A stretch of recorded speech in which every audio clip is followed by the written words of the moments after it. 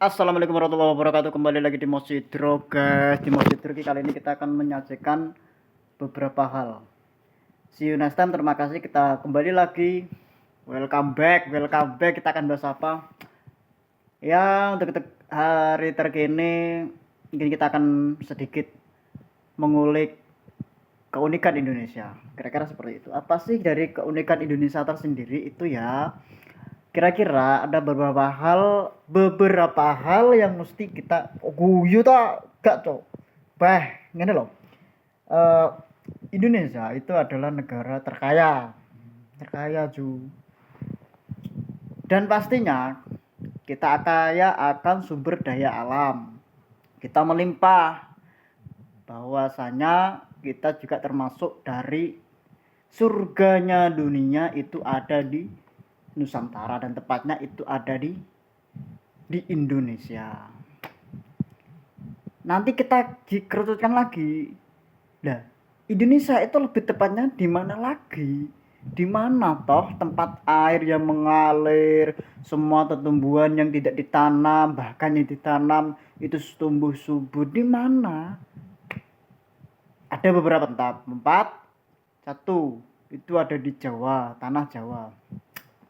Di Jawa itu ada beberapa pohon yang tidak bisa tumbuh, namun bisa tumbuh di tanah Jawa ya, walaupun tidak sesubur ketika di tanah asalnya. Kita ada sawo. Sawo ini para Mbah Wali dulu menyebutnya Pak Suroto, Pak Guru saya saat madrasah aliyah. Sawo itu adalah dikategorikan sebagai kurma Jawa, yang mana bentuknya yang coklat namun agak besar dan empuk buahnya. Beda dengan kurma yang asli di Arab, tumbuhnya gersang dan pohonnya nampak seperti kelapa. Dan memang kalau sawo ini kita kategorikan sebagai tumbuhan seperti kurma, memang agak jauh, kurang relevan kan ya. Namun ulama dulu, Mbah Yai, Mbah Wali, Mbah Sunan Kalijogo, sak koncoan itu menyebut kurma Jawa itu adalah sawo. Itu. Barangkali dari teman-teman ada yang memiliki referensi terkait sawo tidak Mas. Jadi sawo Jawa itu sawo jadi sawo, kurma ya kurma. Nah, kita kan ada pendualisian nama, penjadian satu. Kita jadikan satu nama ini kurma Jawa, kurma dan Jawa, yang artinya kurma itu tumbuh di Pulau Jawa itu. Kemudian ada Jawa Gospel ya, gaya sejarah dulu ya. Nah, sejarah ini Jawa tok rek.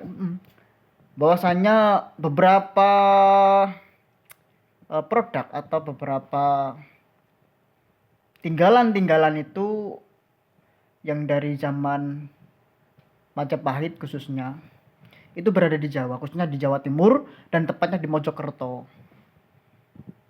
Itu. Bahkan sekarang banyak galian-galian yang tak disengaja maupun disengaja oleh beberapa arkeolog yang menemukan beberapa barang, beberapa artefak-artefak tinggalan saat zaman Majapahit. Bisa dilihat di berbagai media, di kanal TikTok, Story, bahkan YouTube itu juga sekarang sudah di-upload, bahkan di-upload di YouTube juga kan, terkait benda-benda bersejarah yang kini ditemukan ulang di Mojokerto itu di zaman Majapahit kala itu. Ya kira-kira seperti itu. Itu Indonesia, kita harus patuh kepada Indonesia. Apapun yang terjadi kita harus cinta kepada Indonesia.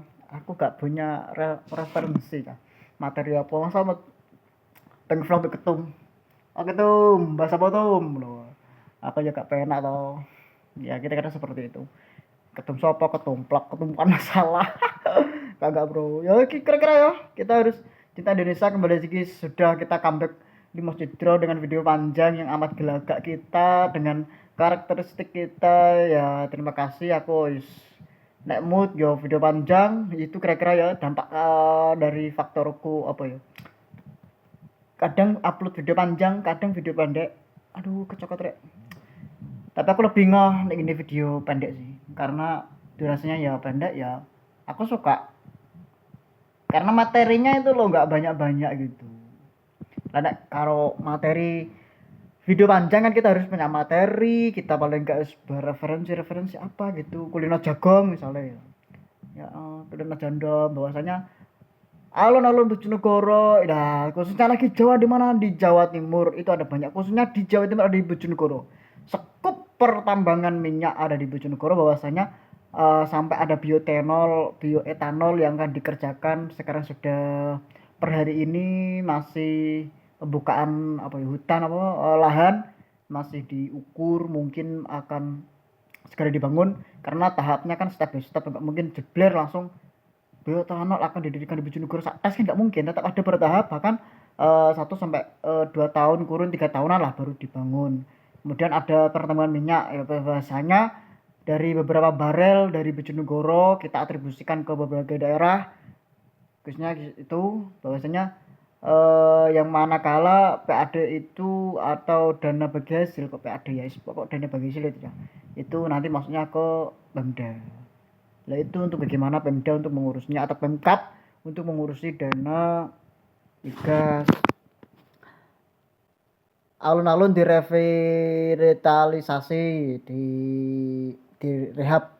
Alun-alun Negoro itu direhab kembali dengan anggaran 28 M. Bahwasanya kita masih banyak hal-hal yang harus kita tangani selain pembenahan pasar dan alun-alun. Contoh, musim kemarau ini ada beberapa kecamatan yang ada di Bojonegoro itu perlunya adanya penanganan air karena dampak kekeringan atau kemarau. Yang mana air tersebut ya kalau kita lihat sepele, namun itu amat dibutuhkan, sangat dibutuhkan. Kenapa toh kok kita harus berkelindan di pembenahan pasar? Iya, itu karena memang yang kelihatan di situ Cahyo. Alun-alun kita api iki piye tak benahi cah. Terus benahi pasar sing zamane Buana belum terrealisasikan, kita realisasikan. Mungkin dari Mas Wahono atau Pak Bupati Wahono kira-kira pandangannya seperti itu. Mungkin akan ada skup jangkauan lagi yang memang kita nggak diekspos atau kita nggak perlu tahu gitu. Tetap beliau Pak Wahono tetap menginisiasikan agar di beberapa daerah yang terdampak kekurangan air atau kekeringan air itu agar bagaimana air bisa teratribusi di sana. Ada di Kasiman, kemudian ada di Temayang. Yang Temayang ada waduk Gongseng itu gimana ya? Untuk bagaimana ya kita nggak tahu gitu. Kenapa sehingga padahal kita punya waduk di sana, tapi kok hingga terjadi kekeringan kan yo ya piye ngono lho, anak waduk tapi kok kekeringan ya kan gitu. Waduk kan hanya tampungan sementara air lah. Kalau kemarau ya tetap kemarau gitu loh. Kira-kira seperti itu. Wes see you next time, cinta Indonesia, cinta Jawa Timur, cinta Jawa, cinta Bojonegoro. See you next time. Kira-kira seperti itu. Salam Mohjidro. Welcome back ke semua. Terima kasih.